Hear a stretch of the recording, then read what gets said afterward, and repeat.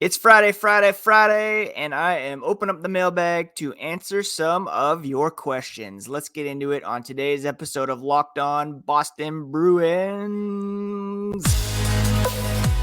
You're Locked On Bruins, your daily podcast on the Boston Bruins. Part of the Locked On Podcast Network, your team every day.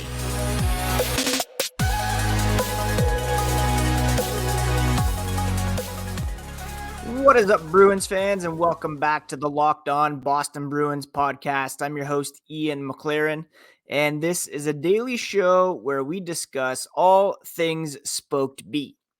Today is Friday, June 16th, and I want to thank you so much for making Locked On Bruins part of your day every single day. We are free and available wherever you get podcasts and on YouTube, part of the Locked On Podcast Network, your team every day. And today's episode is brought to you by GameTime. Download the GameTime ticketing app, create an account, and use code LOCKEDONNHL for $20 off your first purchase. Like I said off the top, I put out a call for some mailbag questions, and I got a bunch of great ones that I will answer on the podcast. It's also the first day of the NHL's buyout window. Hoping for an official announcement on Mitchell Miller being bought out by the Boston Bruins. And of course, Mike Riley is a strong candidate to be bought out as well.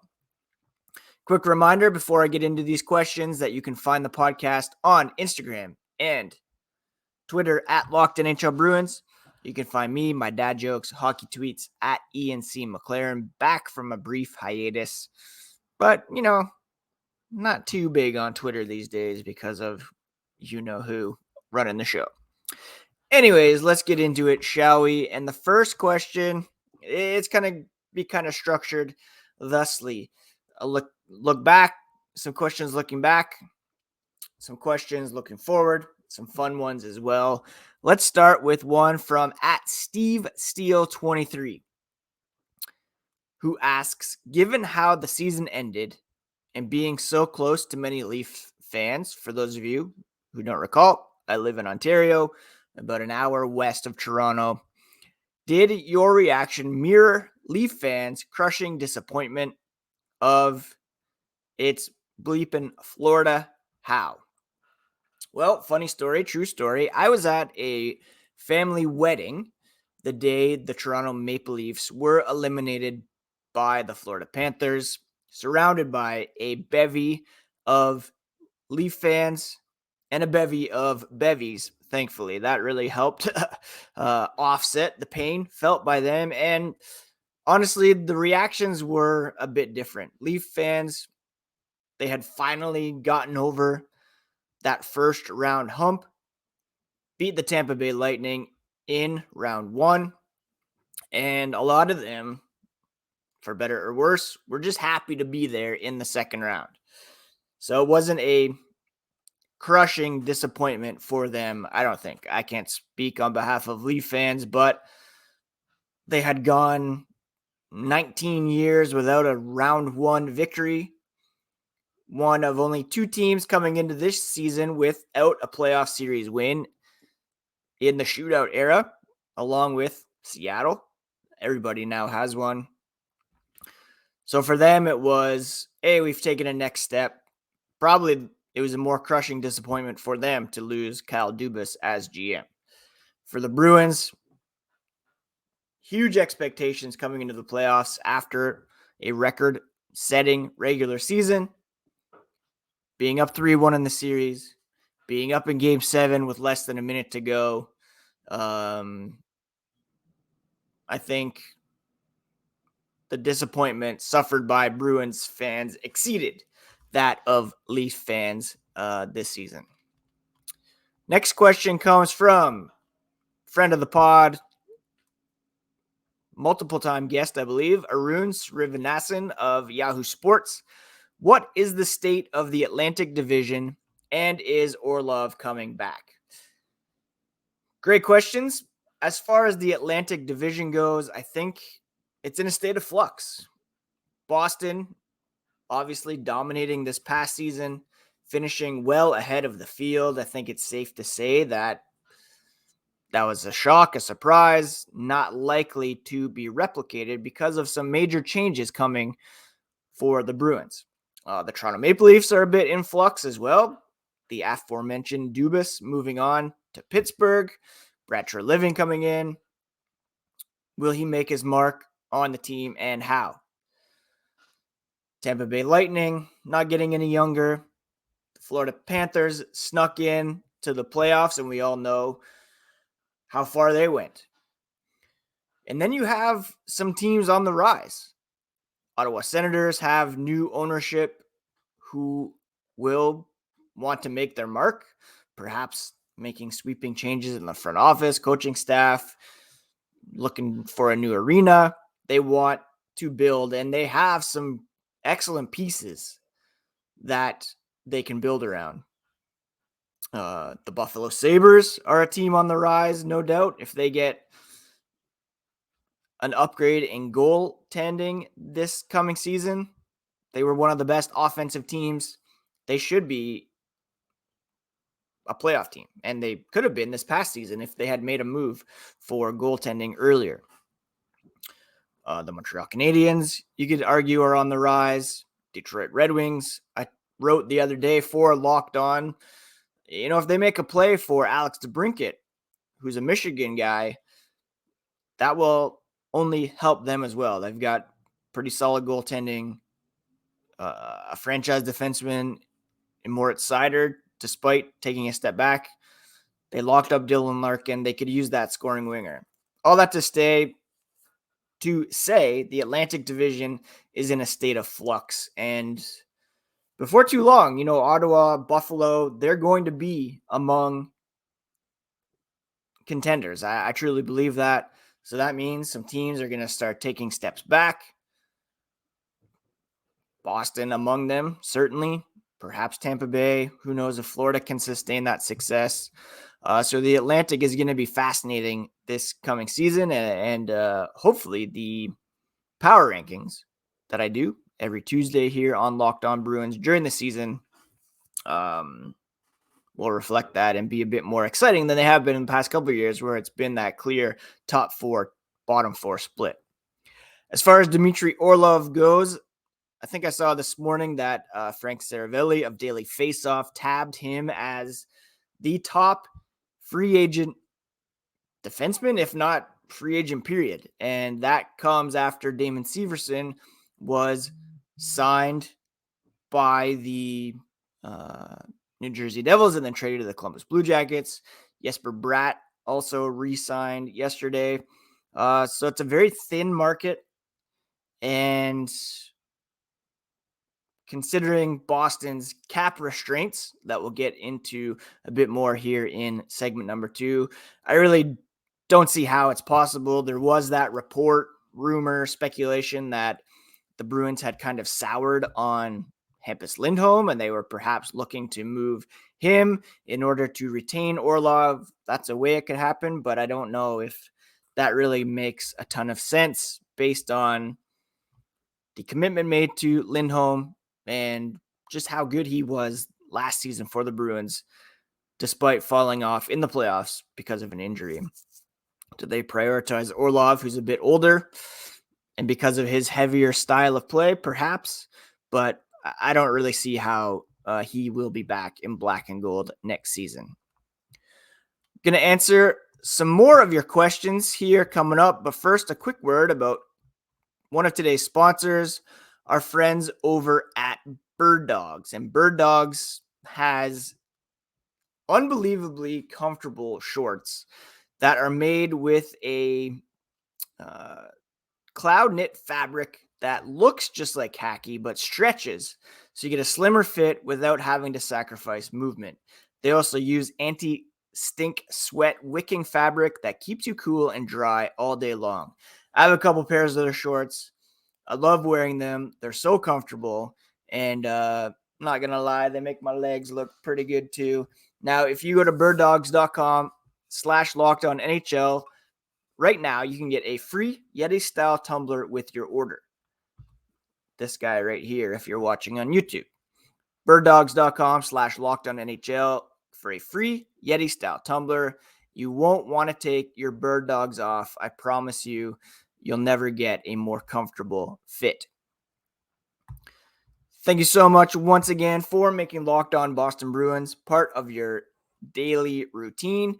Everydayers can expect ongoing coverage of the Boston Bruins continuing on Monday, and I'm planning to talk about what's at stake for the Bruins in the draft and through free agency.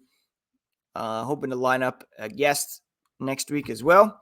And thanks again for being an everyday listener. All right, what's next? We have a bunch of questions about kind of moving along from Dmitry Orlov. The next guy that a lot of people are wondering about is Tyler Bertuzzi. At Save Me a Seat _USA asked, with Bertuzzi's strong playoff performance and what seemed like strong chemistry with Pasta, would you move someone like Hall to prioritize keeping Bertuzzi? Reg Schofield at Spurge63, similar question. Not a fan of trading Hall at all to make room for Bertuzzi. Do you think they should? And if so, why? Bertuzzi is a small sample size. Wouldn't it be better to allow younger players to move up? Fantastic question. And I've kind of gone back and forth about this. You all know, regular listeners at least know that I am a massive Tyler Bertuzzi fan, and I was over the moon when the Bruins were able to pull off a deal to bring him in. And that was made possible in part due to an injury in the regular season to Taylor Hall that kept him out of the lineup, allowed the Bruins to put his contract on LTIR and absorb that extra salary. Now, Taylor Hall is under contract for a couple more seasons with the Bruins at $6 million per, and because of their salary cap restraints and a desire to keep Bertuzzi around, there has been a lot of talk about trading him. The Bruins are without several draft picks, no pick in the first or second round. Perhaps they could recoup some picks and shed some salary by dealing Hall, who's still a very high-end player at the NHL level. Now, the advantage that Bertuzzi has over Hall is that he is quite a bit younger, born in 95 compared to Taylor Hall, who was born in 1991. Hall will turn 32 in November. So it's almost a 4-year age gap there. Over the last 3 years, however, Hall has a pretty distinct advantage in terms of production over Tyler Bertuzzi. He's got 195 games, 46 goals, 84 assists for 130 points. Bertuzzi, 127 games, 43 goals, 56 assists. So actually, Bertuzzi has a better point per game average than Taylor Hall. They have the same amount of power play goals, similar shots per game. However, Bertuzzi's shooting percentage is 5% greater than Hall's, so there's a bit of good luck at play there. Points per 60 this past season, 2.2. So fairly even. Hall with a bit more in terms of shooting, but production this past season, pretty equal. 0.6 points per game for Bertuzzi, 0.95 for Hall. Now, you got to think Hall turning 32. He'll be 34 by the end of this contract, or near 34. Bertuzzi still only 28 after having a birthday back in February. So do you want to commit 2 more years to Hall at 6, or try to shed that salary and sign Bertuzzi maybe for the next 4 seasons at a similar cap hit? Because let's be real, Bertuzzi is going to be in high demand in free agency because of how he played for the Bruins in the playoffs. His value boosted by that strong playoff where he co-led the Bruins in points. I'm a big Taylor Hall fan, but it does make some sense to move him and commit to the younger guy. Hall has been a great Bruin. He wants to win. He committed to this team after coming over from the Sabres. But if there's any chance, you could argue that he's a bit more durable than Bertuzzi per se, but Bertuzzi was dealing with those 2 separate hand injuries last year, fully healthy, productive, and he did have that chemistry with Pasta. Taylor Hall had been playing on the third line last year. He'll be back in the top 6, and he should be at that cap hit. But if the Bruins are serious about re-signing Bertuzzi, you're likely going to have to sacrifice Taylor Hall. I love Taylor Hall. I really love Bertuzzi. It makes sense to go for the younger guy in my mind. Anyways, Reg also asked about Linus Ulmark. Trade him now or run it back with him and Sway. Another fantastic question, another conundrum, because, like I talked about in the season review episodes, this past year you had the luxury of Ulmark and Swayman at under $6 million combined. Now you're going to have Ulmark $5 million for the next 2 years. Swayman probably around 4.5-ish for the next 3-4 years, let's say. Can you afford to pay $9.5 to $10 million for a goaltending tandem? Or do you trade Ulmark when his value will never be higher? He's going to win the Vezina. Despite his playoff performance, value still very high. Teams looking to contend next season would love to have him. New Jersey, Edmonton, let's say, looking for upgrades in net, get some picks back, roll with Sway, promote Bussy, or sign a free agent goaltender for cheap, a Eunice Korpisalo, Jonathan Quick, Semyon Varlamov, who knows? It's not ideal. We'd love to keep the goalie hug going, but it may be prudent with the bonus overages due to Patrice Bergeron and David Krejci, $4.5 million. That is money that should be going towards Jeremy Swayman's new deal, and they're going to have to cut some corners somewhere. Friend of the pod, Bernice at B Hopkins, kind of asking the same questions. Is Don going to make some big moves over the summer and before the draft? Yeah, likely. And those two that I mentioned, Hall, Ulmark, buying out Riley, those are some things that I don't know if we can expect, but are possible here over the next few weeks. All right, I'm going to answer a couple more questions here in a moment, but let's take a break to talk about our friends over at GameTime. GameTime is a fantastic ticketing app that I've made use of recently, purchasing some City and Color / Ben Harper tickets in Toronto later this summer. So excited about it. And it was so easy to buy. They gave images of the tickets, couple clicks on my phone. They were sent right to me into my wallet, and all I have to do is show them when I go. GameTime also has flash deals on last-minute tickets and a low price guarantee where if you find tickets in the same section and row for less, they'll credit you 110% of the difference. Snag the tickets without the stress at GameTime. Just download the app, create an account, and use code LOCKEDONNHL for $20 off your first purchase. Terms apply, but just create an account, redeem that code LOCKEDONNHL for $20 off. Sports, music, comedy, theater. Download GameTime today for last-minute tickets at the lowest price, guaranteed. Let us wrap up with a few more questions here. And the first one comes from, let me bring up my notes. Daryl Ingram at Ingram Daryl 31. how long before we see a Lysell, Poitras, Pastrnak line?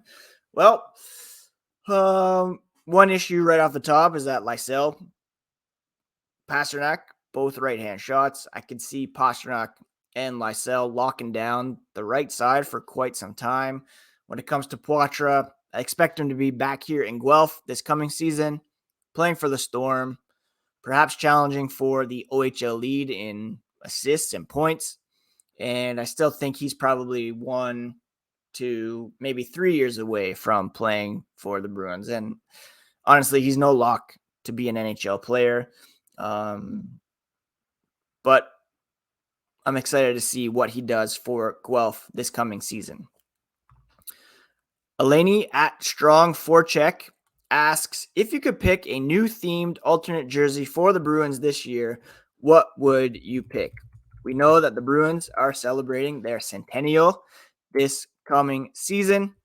They already revealed a commemorative logo. It's got the Bruins arc, centennial underneath, the brown bear in the middle with 100, 1924, 2024 on the sides. I would love to see that as a shoulder patch on my favorite jersey in Bruins history, which is the 90s look. And I would love to see them bring that back full time.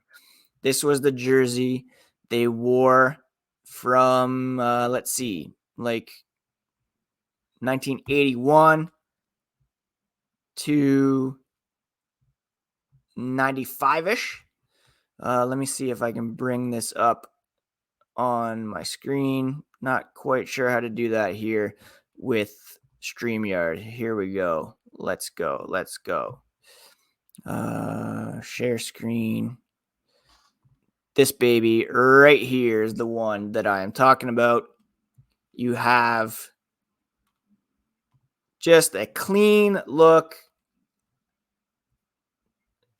White, black, meth bear on the shoulders. You can take that off and put that commemorative patch and then stick with this look permanently. I love the black jersey with the yellow B.